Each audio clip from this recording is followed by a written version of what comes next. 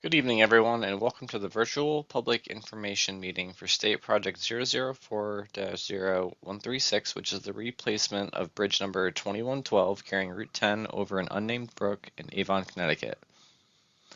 My name is Corey Burrows from the Connecticut Department of Transportation Consultant Bridge Team, and I am the MC for this virtual presentation meeting. We hope that everybody finds the presentation informative and that we'll be able to address any questions or concerns you may have. Before we get started with the main presentation, I want to walk through the goals and the format for tonight's meeting. First, I will introduce the project team, including the department leadership, the consultant liaison, and the design teams. I will also explain how to interact with us during the meeting. Then we will have the technical portion of the presentation, which will include the existing condition of the structure, the purpose and need, and the recommended design, which has progressed to a 30% level. Following the technical presentation, we will open up the forum to comments and questions. As part of the Title VI Civil Rights, no person shall, on the basis of race, color, or national origin, be excluded from participation or subject to discrimination in the development of this project. A link is provided on this slide for additional civil rights information. We would generally appreciate it if you would complete the public survey after tonight's meeting. A link and a QR code are provided on this slide. Links to both the public survey and the civil rights flyer are also available on the project website. This is the Title VI notice to the public, which states that the Connecticut Department of Transportation operates its programs and services without regards to race, color, and national origin in accordance with Title VI of the Civil Rights Act. Any person who believes he or she has been aggrieved by any unlawful discriminatory practice under Title VI may file a complaint with CTDOT. Available to those joining us tonight through Zoom is the option to view captions or subtitles. To turn on this feature, select the Show Captions button or the CC button at the bottom of your screen. Then select the Speaking Language button and then select the desired language. To use the Zoom Q&A function, select the Q&A tool at the bottom of the webinar window. The Q&A window will open as seen on the right. Then you can type the question in the text box and click Enter, and it will submit the question. Questions can be submitted in multiple ways. For the quickest response, please submit questions through the Zoom Q&A as noted on the previous slide. This function will only be available during tonight's meeting.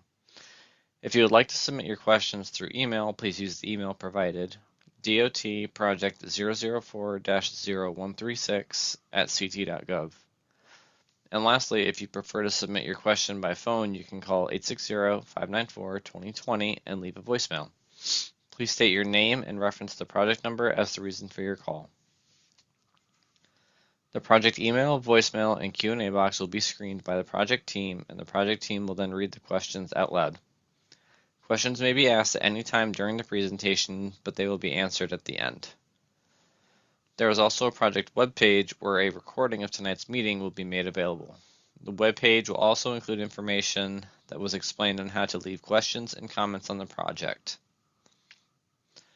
That website is shown on this slide. The question and comment period by email or phone will be open through February 18th. Questions or comments after tonight's meeting may be submitted until February 18th via email or voicemail. I'd like to now introduce the project team. First, from the Connecticut Department of Transportation, we have Gregory Funk, Principal Engineer, Francisco Fadul, Supervising Engineer, Corey Burrows, Project Engineer, and Kathleen Erickson, Project Rights-of-Way Coordinator. Additionally, CHA Consulting is working on the project as the department's consultant liaison engineers. From CHA, we have Don Wurst, the CLE Program Manager, and John Wengel, the CLE Project Manager. Banesh is the consultant design engineer for this project. Mark Havoc is the project manager.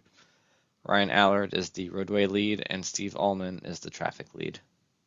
I'll hand it off now to John Wengel, who will talk a little bit about the project location and project site. Thank you, Corey. Here you will see a town location plan. Avon is in Harford County, and the town is highlighted in orange. Avon is within District 4 construction. Here you will see a close-up of the project area. The project area is along Route 10, also known as Waterville Road, shown here highlighted in orange. Route 10 carries bidirectional traffic in the north-south direction over the unnamed brook in the town of Avon. Bridge 2112 is approximately 2.75 miles north and 2.75 miles south of Route 4 and Route 44 respectively. Of note, we wanted to point out two historic buildings within the project area, shown here with yellow stars. 575 Waterville Road, which is directly northwest of the bridge replacement, and 7 Bishop Road, which is in the southwest corner of Route 10's intersection with Bishop Road. No impacts to the standing structures are proposed.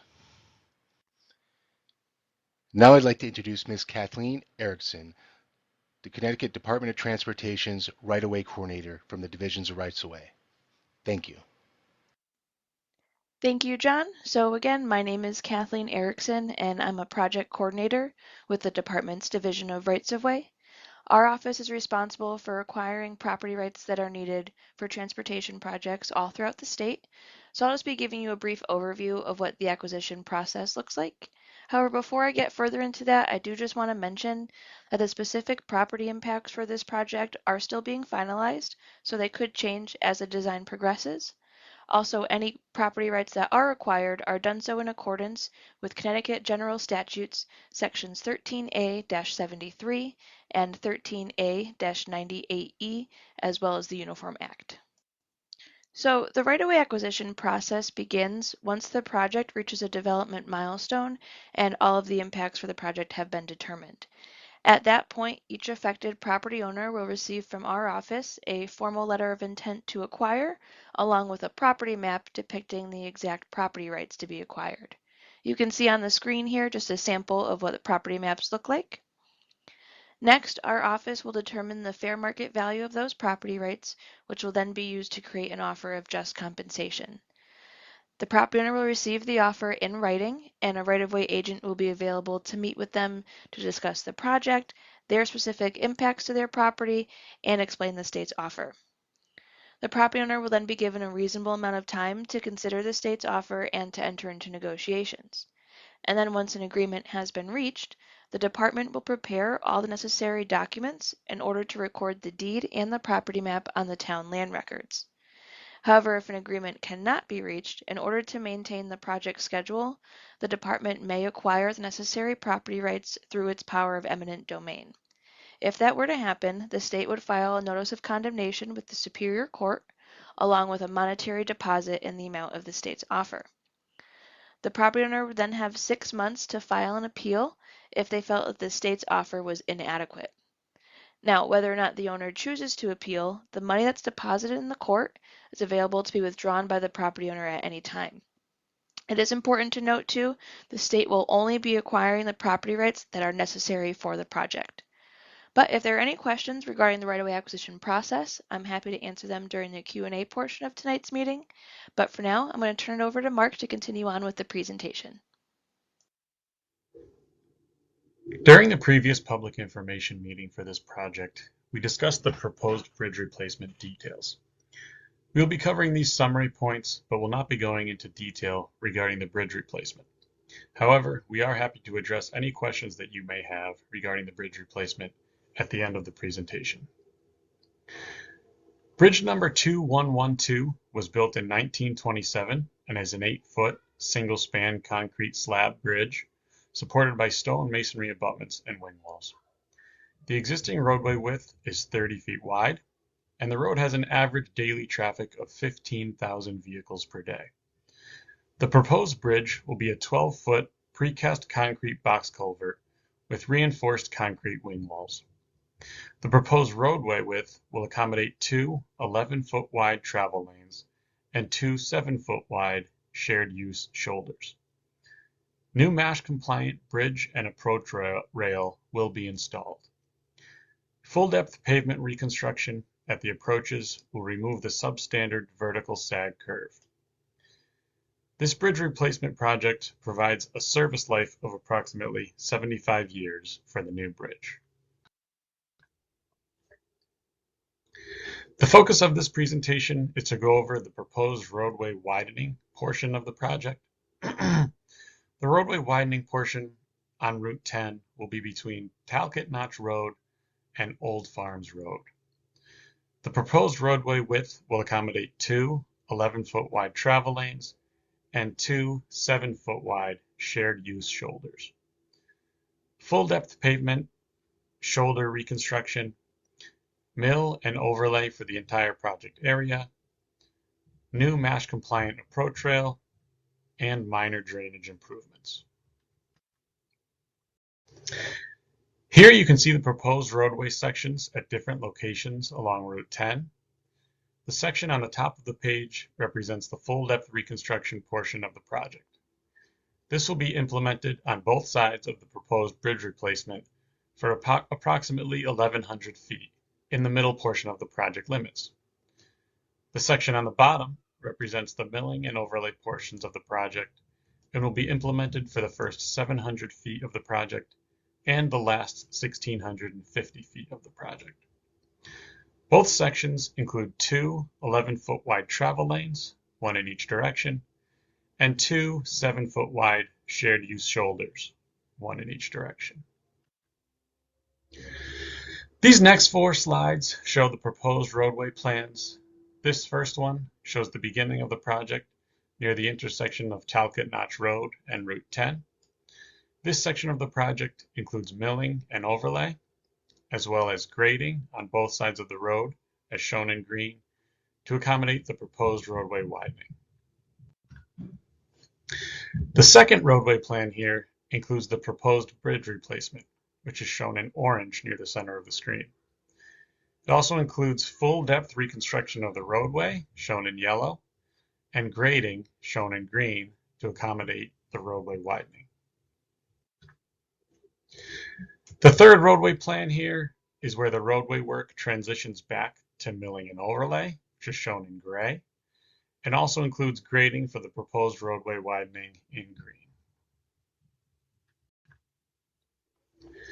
The last roadway plan includes additional milling and overlay, shown in gray, and brings us to the end of our project limits. The following 4 slides show the right-of-way impact plans. On this first plan, we have an easement to slope for safety on the east side of the road, and easements to slope for support of the roadway on the west side of the road. The second right-of-way impact slide includes easements to slope for safety on both sides of the road, easements to slope for support of the roadway on the west side of the road, drainage rights-of-way on the west side of the road, and temporary construction areas and acquisition area near the bridge replacement site.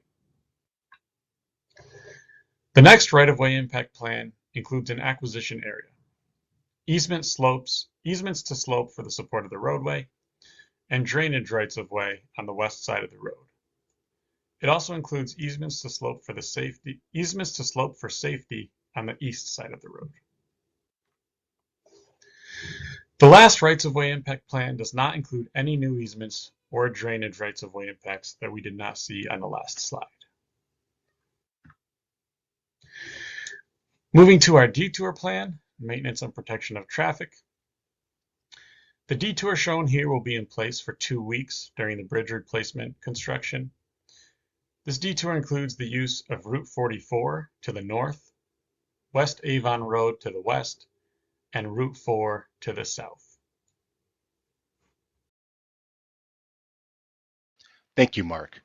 Construction is anticipated to begin in the spring of 2027, with construction ending the fall of that year.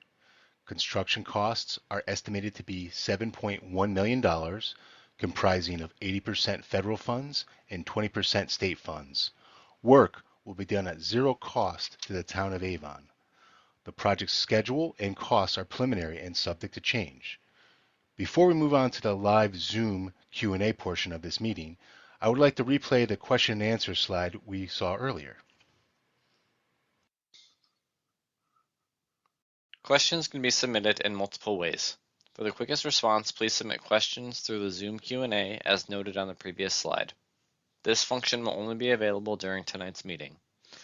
If you would like to submit your questions through email, please use the email provided, dotproject004-0136@ct.gov. And lastly, if you prefer to submit your question by phone, you can call 860-594-2020 and leave a voicemail. Please state your name and reference the project number as the reason for your call. The project email, voicemail, and Q&A box will be screened by the project team, and the project team will then read the questions out loud. Questions may be asked at any time during the presentation, but they will be answered at the end. There is also a project webpage where a recording of tonight's meeting will be made available. The webpage will also include information that was explained on how to leave questions and comments on the project. That website is shown on this slide. The question and comment period by email or phone will be open through February 18th. Questions or comments after tonight's meeting may be submitted until February 18th via email or voicemail. Thank you for attending the virtual public information meeting for Project 4-136. We will now begin our live Zoom Q&A portion of this meeting. Thank you.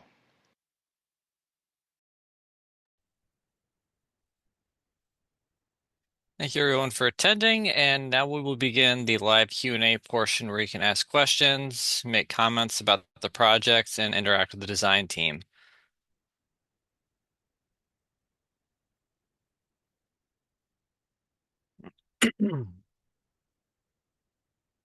So if you have any questions, you can post them in the Zoom Q&A window, or you can also email them to the project email site or call and leave a voicemail.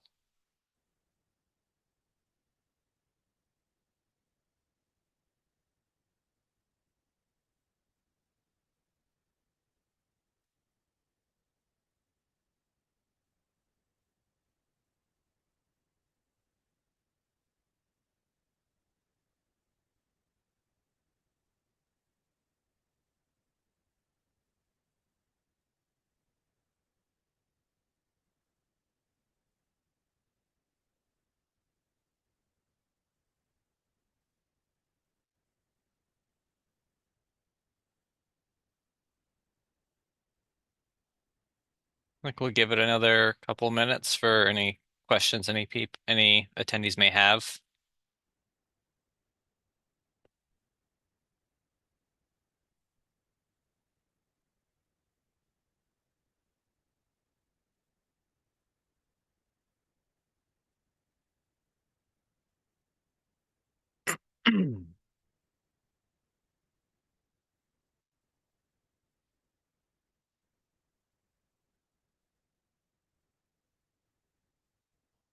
I have a question from Eliezer Cohan. What do you think will be the biggest issue?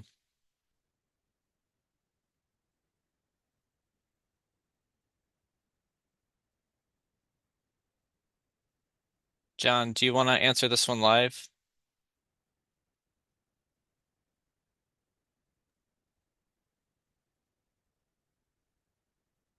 Standings are, I believe the biggest issue is going to be, I'm sorry, and my microphone was not down. I believe our biggest issue is going to be handling the traffic during construction. There is a immense amount of traffic during on that roadway. We are going to be doing a lot of the work behind barrier curbs and trying to limit our detour to 2 weeks when we actually have to install the precast culvert. So my opinion is that is one of the biggest issues that we'll have to deal with during construction. I don't know if if the designer has any other issues that they'd like to bring up. Mark, any thoughts? I agree. The work, the work during handling traffic during construction and completing the detour will be the biggest challenges during this one.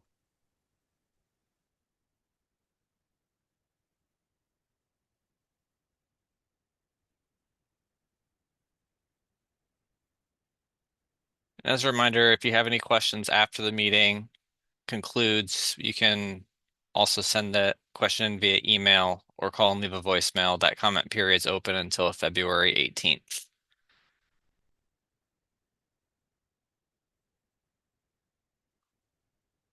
And just a reminder that all the information we discussed tonight for this project can be found on the project website posted on this slide, including the color images that were provided of the project, as well as ways to contact the design team. And as one final reminder, the comment period is open until February 18th.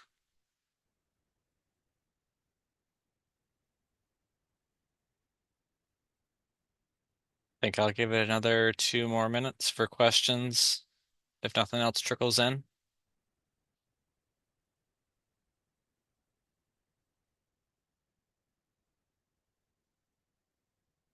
All right, so I think we're going to close out the presentation. So at the conclusion of the comment period, there's going to be a report of meeting that will be drafted, and that will include the question and answers that were posted during this meeting.